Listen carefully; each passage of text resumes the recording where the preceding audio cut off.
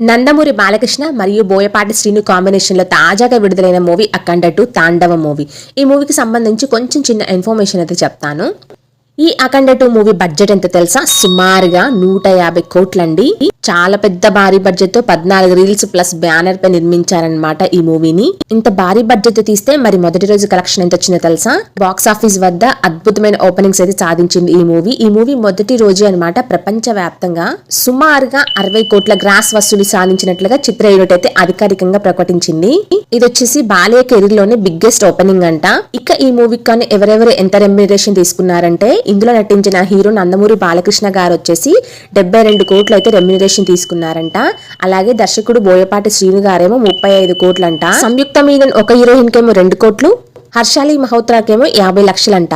ఇలా ఈ మూవీకి గాను వాళ్ళు రెమ్యునరేషన్ తీసుకున్నారు. ఇన్ఫర్మేషన్ నచ్చితే లైక్ చేయండి. మరిన్ని అప్డేట్స్ కోసం సబ్స్క్రైబ్ చేసుకోండి.